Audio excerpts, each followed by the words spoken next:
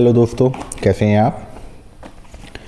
आज हम उसी टॉपिक पे बात करेंगे जिस टॉपिक को कल हम लोगों ने स्टार्ट किया था, क्लास 7th के फर्स्ट चैप्टर के बारे में। अब चैप्टर नेम जो लोग आज नए बच्चे जुड़ रहे हैं साथ में, उनके लिए मैं एक बार छोटा सा रिकैप रिपीट कर देता हूँ। कल के वीडियो में हम लोगों ने एक चैप्टर स्टार्ट किया था जिसका नाम था जियोग्राफिकल डाइवर्सिटी ऑफ इंडिया। इस चैप्टर के अंदर हम लोग भारत की जो भौगोलिक स्थिति है और जो बेनिफिट्स हैं उनके बारे में डिस्कस कर रहे हैं। और इस चैप्टर में हम लोग थोड़ा सा डीप में जाके भी इन बातों को समझेंगे, क्योंकि भारत एक बहुत बड़ा देश है, बहुत महान देश है। और इसका एग्ज़ाम्पल या इसका अनुमान हम इस बात से ही लगा सकते हैं कि जब राकेश शर्मा जी हमारे एस्ट्रोनॉट अंतरिक्ष से लौटे तो उनसे एक पत्रकार ने पूछा कि सर, अंतरिक्ष से हमारा भारत कैसा लगता है। तो उन्होंने कहा, सारे जहां से अच्छा। तो एक छोटे से आंसर में उन्होंने अपनी पूरी बात और पूरी भावनाओं को समेट के एक बात कही। इससे हमें समझना चाहिए कि भारत की जो भौगोलिक स्थिति है वो भारत को अपने पूरे एक जो सब कॉन्टिनेंट्स हैं या कोई सा भी देश है, जगह है, उन सब में सबसे अलग और बहुत खूबसूरत बनाती है। तो कल हम लोगों ने जो टॉपिक था हिमालय से स्टार्ट करना था हमें आज उस टॉपिक के बाद से। तो आज का टॉपिक हम लोग स्टार्ट करते हैं। इससे पहले एक छोटा सा एक आपको ब्रेन स्टॉर्मिंग या एक समझ लीजिए कोई सी भी एक छोटी सी लाइन से डिस्कशन स्टार्ट करते हैं कि जो जैव विविधता है, जो बायोडाइवर्सिटी है, उसके हॉटस्पॉट ऐसे क्षेत्र होते हैं जो उच्च स्तर की प्रजातियों की विविधता की उपस्थिति से पहचाने जाते हैं, जिनमें से कई उस क्षेत्र के लिए स्थानिक हैं और कई नहीं होते हैं। तो अब भारत की अगर हम बात करते हैं तो भारत में 4 जैव विविधता वाले हॉटस्पॉट का घर है। मतलब भारत में 4 ऐसे जो हॉटस्पॉट हैं जहाँ पे हम लोग बायोडाइवर्सिटी देख सकते हैं। उन चारों में सबसे पहला तो हमारा हिमालय ही है, दूसरा हमारा इंडो बर्मा बॉर्डर और क्षेत्र जो बॉर्डर से क्षेत्र वगैरह पूरा, देन हमारा पश्चिमी घाट और दूसरा हमारा अंडमान और निकोबार द्वीप समूह जो है पूरा। अब इन सारी चीज़ों के बाद ये मैंने आपको एक छोटा सा एक क्लू दे दिया। अब आप पृथ्वी पर बायोडाइवर्सिटी के हॉटस्पॉट की संख्या का ज्ञात कीजिए, पता लगाइए कितने हैं, कहाँ कितने हैं, और कमेंट्स में बताइए। Now come to the topic. तो हिमालय, अब भारत में जो हिमालय है, ये तो हमें सभी को पता है कि उत्तरी पर्वत भारत की जो उत्तरी सीमा के साथ एक प्राकृतिक दीवार बनाने वाली पर्वत की श्रृंखला है। और ये एक ऐसा पर्वत है जो तुलनात्मक रूप से हाल ही में बने हों। हाल ही में बने हों से ऐसा नहीं है कि कल ही बन गए, थोड़ा सा और पहले जाएंगे, पहले बने। तो ऐसे कई पर्वत श्रृंखलाएं मध्य एशिया में पामीर नॉर्थ से निकलती हैं, जो एक विशाल प्राकृतिक अवरोध बनाती हैं, जो भारत को शेष एशिया से अलग करती है और दुनिया की सबसे ऊंची चोटी माउंट एवरेस्ट और दूसरी सबसे ऊंची चोटी गॉडविन ऑस्टिन या केटू काराकोरम रेंज में इन पर्वत श्रृंखलाओं में स्थित हैं। तो ये पर्वत श्रृंखलाएं जो होती हैं, इनके अंदर और क्या क्या होता है, इनके अंदर कई ग्लेशियर होते हैं, उनके घर होते हैं। घर वहाँ पे बहुत सारे ग्लेशियर होते हैं, जैसे सियाचिन ग्लेशियर है जो दुनिया के सबसे बड़े पर्वतीय ग्लेशियरों में से एक है। हिमालय इस क्षेत्र की सबसे ऊंची पर्वत श्रृंखला है। वह पश्चिम में जम्मू और कश्मीर से, पश्चिम में जो जम्मू और कश्मीर है हमारा, वहाँ से पूर्व में अरुणाचल प्रदेश तक फैले हुए हैं, और जो काराकोरम के दक्षिण की ओर एक चाप टाइप बनाता है। ठीक है, तो हिमालय में 3 अलग अलग पर्वत श्रृंखलाओं में विभाजित किया गया है। हम लोग हिमालय को 3 अलग अलग श्रृंखलाओं में बांट के, विभाजित करके समझने का प्रयास करते हैं। पहला है ग्रेटर हिमालय या हिमाद्री, दूसरा हिमाचल या निचला हिमालय, तीसरा शिवालिक या बाहरी हिमालय। तो अब हम इन तीनों बिंदुओं में एक एक बिंदु को समझना स्टार्ट करते हैं। सबसे पहला है हिमाद्री, ग्रेटर हिमालय। तो हिमाद्री हिमालय जो है वो हिमालय के भीतर सबसे ऊंची और सबसे लंबी निर्बाध श्रृंखला है। ये भारत के लिए एक प्राकृतिक उत्तरी सीमा बनाते हैं। इन श्रेणियों की ऊंचाई लगभग 6100 मीटर है और इनकी चोटियां समुद्र तल से 8000 मीटर से अधिक ऊपर उठती हैं। दुनिया की सबसे ऊंची चोटियां इन्हीं में हैं। दुनिया की दो सबसे ऊंची चोटियां माउंट एवरेस्ट और कंचनजंगा हमारे हिमाद्री में ही स्थित हैं। इन ऊंचे पहाड़ों में बड़े ग्लेशियर हैं जो कई हिमालय नदी को पानी देते हैं। चरम स्थितियों के कारण ये अधिक मानवीय यहाँ पर जो है अधिक मानवीय बस्तियाँ नहीं बसाई जा सकती हैं, क्योंकि वहाँ पर एटमॉस्फेयर, हवाएं, तेज सर्द हवाएं, पानी की कमी होना, ऑक्सीजन की कमी होना, इस वजह से वहाँ पे मानवों की बस्ती मतलब जो ह्यूमन है वहाँ पे अपने घर नहीं बना पाते हैं और यहाँ पर जीवन जीना बहुत कठिन है। इसके बाद नेक्स्ट आता है हमारा हिमाचल, निचला हिमालय। हिमाचल रेंज दक्षिण में शिवालिक और उत्तर में हिमाद्री के बीच स्थित है। इनकी ऊंचाई 3000 से 4500 मीटर तक भिन्न होती है। ये अपनी प्राकृतिक सुंदरता, जंगलों और वन्य जीवन के लिए प्रसिद्ध हैं। ये श्रृंखलाएं कई बारहमासी नदियों का स्रोत हैं जो उत्तरी मैदानों में बहती हैं। शिमला, नैनीताल, मसूरी, दार्जिलिंग जैसे कई खूबसूरत हिल स्टेशंस हैं जो इन श्रेणी में आते हैं और ये हमेशा से भारत में एक पर्यटन का मुख्य आकर्षण का बिंदु रहे हैं। अब इनमें हम लोग थर्ड पॉइंट पे आते हैं, शिवालिक, जो हम उसको बाहरी हिमालय भी कह सकते हैं। हिमाचल श्रृंखला के दक्षिण में स्थित शिवालिक संपूर्ण हिमालयी प्रणाली में सबसे बाहरी, सबसे युवा और सबसे निचली और सबसे संकरी श्रृंखला है। ठीक है, अब इसमें हम लोग एक फैक्ट चेक लगा देते हैं गहराई से जानने के लिए। तो हिमालय श्रृंखला और तिब्बती पठार का निर्माण भारत प्लेट, भारतीय की जो प्लेट होती हैं जो हमारी धरातल के अंदर होती हैं, और यूरेशियन प्लेट, यूरेशियन प्लेट के बीच में टकराव का परिणाम है। ये गतिविधि लगभग आज से या 50 मिलियन वर्ष पहले शुरू हुई थी, जो आज तक जारी है। प्रारंभ में भारत गोंडवाना नामक एक बड़े भूभाग का हिस्सा था जो अफ्रीका के पास स्थित था। फिर भारतीय भूभाग टूट गया और उत्तर की ओर बह गया, अंततः यूरेशियन प्लेट से टकरा गया। इस टकराव ने भूभाग को कुचल दिया, जिससे हिमालय का निर्माण हुआ और आज भी भारत एशिया में धकेलता जा रहा है, जो लगभग 5 सेंटीमीटर प्रति वर्ष की दर से चल रहा है। ठीक है, यहीं पे बात जब हम लोग शिवालिक की करते हैं या किसी और मैदान की बात करते हैं तो बहुत सारे छोटे छोटे ऐसे पॉइंट होते हैं जिन्हें हमें समझना बहुत ज़रूरी होता है। जैसे हमारा पूर्वांचल पर्वत है, गंगा के मैदान हैं, ये वो सारे टॉपिक्स हैं जिन्हें आप पढ़ सकते हैं और इस चैप्टर में पढ़ेंगे। बट मैं आपको इसमें बेसिक चीज़ों में और बताता हूँ कि इन मैदानों को समझने के लिए, जो गंगा के मैदान होते हैं या जो उत्तरी मैदान कहलाते हैं, उनको समझने के लिए इनको 4 मुख्यतः विभाजन किया गया है इनका। सबसे पहले का नाम क्या है? भाबर बेल्ट। भाबर बेल्ट हिमालय की तलहटी में स्थित होती है और ये नदियों द्वारा लाए गए एक बोल्डर और कंकड़ से बना है।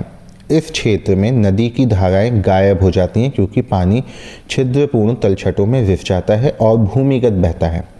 ठीक है, तो मतलब पहाड़ के नीचे या ज़मीन के नीचे वो छिद्र जो होते हैं उसमें पानी जाने लगता है और वहाँ पे वो बहने लगता है। दूसरी आती है हमारी तराई बेल्ट। जो तराई बेल्ट है वो हमारी भाबर बेल्ट के बगल में स्थित है। इसमें नई जलोढ़ मिट्टी है और ये भाबर बेल्ट में गायब हो चुकी धाराएं यहाँ पे हमें फिर से दिखने लगती हैं। तो यह बेल्ट घने जंगलों वाली हैं और अपने समृद्ध वन्य जीवन के लिए जानी जाती हैं। अगला होता है हमारा बांगर बेल्ट।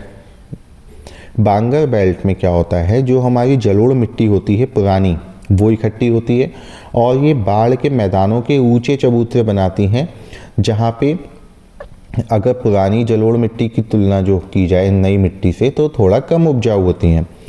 अगला आता है लास्ट हमारा खादर बेल्ट। खादर बेल्ट जो है बांगर बेल्ट से निचले इलाकों में स्थित है। ये हर साल नदियों द्वारा जमा की गई ताज़ी जलोढ़ मिट्टी से बनता है, जो इसे बहुत ही उपजाऊ और गहन कृषि के लिए उपयुक्त बनाती है। ठीक है, तो जलोढ़ जो होता है वो हमारी नदियों में जो जमा की गई बाढ़ द्वारा छोड़ी गई मिट्टी होती है, उसको हम लोग जलोढ़ कहते हैं। अब इसी टॉपिक में हम लोग आगे बढ़ते हुए कुछ बेसिक चीज़ों के बारे में, या फिर बेसिक चीज़ों से हटके मैं कहना चाहूँगा इसी चैप्टर में थोड़ा सा और डिटेल में चलते हैं। अब जैसे हम लोग अभी डाइवर्सिटी के लिए बात कर ही रहे हैं, तो हमारे पास आजकल अगर देखेंगे तो एक बड़ा फेमस अभी बीच में स्टार्ट हुआ था अरावली पहाड़ियों को लेके। तो थोड़ा सा अरावली पहाड़ियों को भी जानते हैं, जो भारत की जो जियोग्राफिकल डाइवर्सिटी है उसमें वो कहाँ फिट होते हैं। तो अरावली पहाड़ियाँ जो हैं दुनिया की सबसे पुरानी पर्वत श्रृंखलाओं में से एक हैं। ये लगभग 2.5 अरब साल पुरानी हैं। ये पहाड़ियाँ थार रेगिस्तान के लिए एक प्राकृतिक अवरोध, जो अवरोधक होते हैं उनके रूप में कार्य करके इसके और जो पूर्व की ओर विस्तार को रोक के उत्तरी पश्चिम भारत के भूगोल और जलवायु को आकार देती हैं। गुरु शिखर पर्वत एक अरावली रेंज में सबसे ऊंची चोटी है और लगभग 1722 मीटर इसकी हाइट होगी। रेंज में अन्य लकीरों में 300-900 मीटर की ऊंचाई वाली भी पहाड़ियां शामिल हैं। तो मतलब अरावली रेंज में सबसे ऊंची कौन सी हो गई? गुरु शिखर पर्वत। और उससे हट के जो छोटी पहाड़ियां हैं या लकीरें टाइप की जो दर्रे बने हुए होंगे वो कितने हाइट के हैं? 300 से 900 मीटर तक के। ठीक है, अब अरावली में हमें संगमरमर, ग्रेनाइट, जस्ता और तांबे जैसे खनिजों से समृद्ध हैं।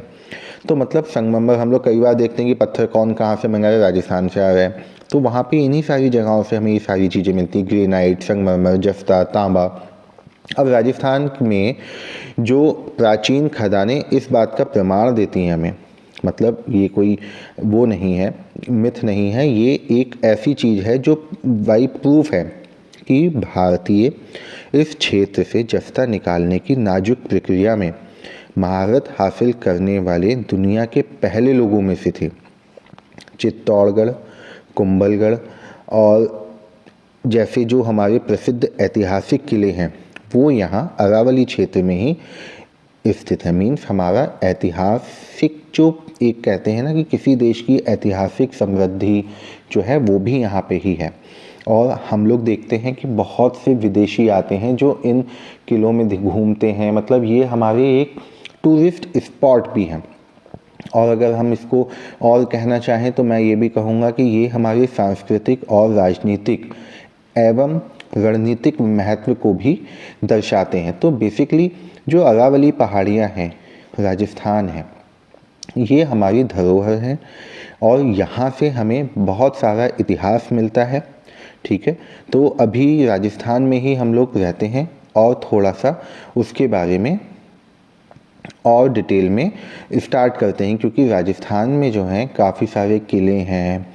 मतलब एक छोटा सा ट्रैवलर टाइप का स्टार्ट करते हैं जिसमें मैं आपको बताता हूँ कि राजस्थान के जो पहाड़ी किले हैं वो कितने फेमस हैं और कितने परिधि और कितने बड़े बड़े हिस्से में फैले हुए हैं। राजस्थान के पहाड़ी किले अगर हम अतीत के राज्यों में, रियासतों में और किलों के निर्माण में प्राकृतिक परिदृश्यों को देखते हैं तो वहाँ पे पहाड़ियाँ, नदी, रेगिस्तान और जंगलों का एक कुशलतापूर्वक उपयोग किया, जिससे रक्षा, अस्तित्व व संस्कृति के लिए एक भौतिक विशेषताओं को रणनीतिक लाभ में बदल दिया। राजस्थान की पहाड़ियों में एक यूनेस्को विरासत स्थल 8वीं से 18वीं शताब्दी के दौरान इस क्षेत्र में राजपूत रियासतों की शक्ति का प्रमाण है। चित्तौड़गढ़ जो हमारी इसके अंदर अगर हम बात करते हैं ना तो चित्तौड़गढ़, कुंभलगढ़, सवाई माधोपुर, झालावाड़, जयपुर और जैसलमेर में 6 राजसी किले शामिल हैं और कुछ किले तो इतने बड़े हैं जो 20 किलोमीटर तक फैले हुए हैं। अब इनकी अगर बात करें तो रक्षात्मक जो इनकी दीवारें थी, जो सिक्योरिटी पर्पज से दीवारों से घिरे हैं, इन परिसरों में शहरी केंद्र, महल, व्यापारिक केंद्र और मंदिर थे, जिनमें से कई अक्सर किलेबंदी से पहले के थे। तो इन स्थलों ने एक समृद्ध दरबारी संस्कृति को बढ़ावा दिया, जिसमें सीखने, संगीत और कलाओं का समर्थन किया गया। इनमें से कई शहरी केंद्र, मंदिर और पवित्र इमारतें आज भी मौजूद हैं, जो हमारी किले में पहाड़ियों, रेगिस्तानों, नदियों और जंगलों जैसी प्राकृतिक सुरक्षा का उपयोग किया और उनको व्यापक कर संचयन करके, और कुछ को आज भी प्रयोग मिला है। जैसलमेर किला, आमेर किला, गागरोन किला, रणथंभौर किला, चित्तौड़गढ़ किला, कुंभलगढ़ किला। तो मतलब ये सारे हमारे वो ऐतिहासिक चीज़ें हैं जो भारत को महान बनाते हैं, भारत की एक जो संस्कृति है उसको दर्शाते हैं। इनमें राजस्थान की अगर बात करें तो हमारे बहुत सारे फेमस घराने होते थे पहले म्यूज़िक के, जो राजस्थान से जाते थे दूर दूर, और वो घराने आज भी चलते हैं। तो संस्कृति के साथ साथ इन लोगों ने हमें शौर्य और बहुत सारी चीज़ें ऐसी दी हैं जो इतिहास के पन्नों में स्वर्ण अक्षरों में लिखी जा चुकी हैं। और आज भी बहुत से ऐसे संगीत हैं जो हमारे राजस्थान के जो घराने हैं उनसे ही इंस्पायर होके बढ़ रहे हैं आगे, और उनको बढ़ाया भी जा रहा है। ठीक है, तो हम लोग ये सारी वो चीज़ें हैं जो हमारी एक जियोग्राफिकल डाइवर्सिटी का हिस्सा है। अब इसी में अगर हम लोग देखते हैं तो जो पश्चिमी घाट और पूर्वी घाट के पठार हैं वो 2 श्रृंखलाओं से घिरे हुए होते हैं। कौन से? पश्चिमी घाट और पूर्वी घाट। तो अब एक पठार एक भू आकृति होती है जो आसपास की भूमि से ऊपर उठती है और उसकी सतह कमोवेश समतल होती है। इसके कुछ किनारे अक्सर खड़ी ढलान वाले होते हैं, चूँकि यह एक ऐसा क्षेत्र प्रायद्वीप है जो अरब सागर, बंगाल की खाड़ी और हिंद महासागर द्वारा 3 तरफ से पानी से घिरा हुआ है। ठीक है, तो इसलिए इसे प्रायद्वीपीय पठार कहा जाता है। प्रायद्वीपीय पठार गंगा बेसिन के दक्षिण में स्थित है। ये भारत का सबसे पुराना भूभाग है और कठोर आग्नेय एवं कायांतरित चट्टानों से बना है। नर्मदा नदी और विंध्य और सतपुड़ा पर्वत श्रृंखलाएं इस क्षेत्र को उत्तर में मालवा पठार और दक्षिण में दक्कन पठार में विभाजित करती हैं। महानदी गोदावरी, कृष्णा और कावेरी दक्कन पठार से पूर्व की ओर बहने वाली नदियां हैं और ये वर्षा पे निर्भर हैं।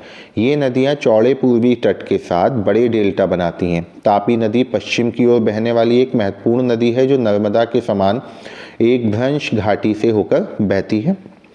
पश्चिमी घाट संकीर्ण पश्चिमी तटीय मैदानों से तेजी से ऊपर उठते हैं जो दक्कन पठार के पश्चिमी किनारे का निर्माण करते हैं। अनामुड़ी दक्षिण, अनामुड़ी हो गया दक्षिण भारत में सबसे ऊंची चोटी पश्चिमी घाट में स्थित है। पठार के पूर्वी किनारों को पूर्वी घाट कहा जाता है और यह एक काम और असंतुलित पहाड़ियां हैं। तो मतलब भारत में हमारे पास सभी कुछ है, कुछ भी ऐसा नहीं है जो भारत के पास नहीं है।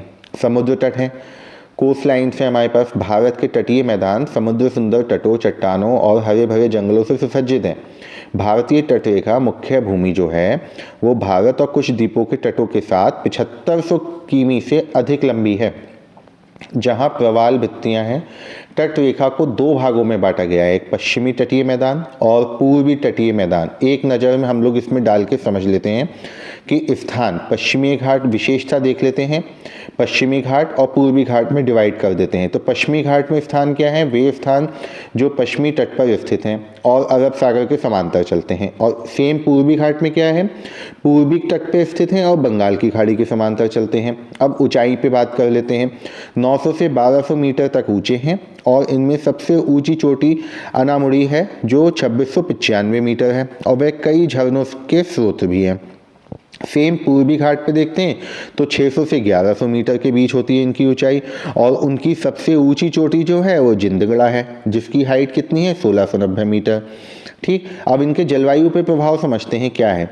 उन्हें जो हमारी पश्चिमी घाट है उसमें पश्चिमी ढलानों पर भारी वर्षा मिलती है और पूर्वी तरफ एक वर्षा छाया क्षेत्र बनाते हैं।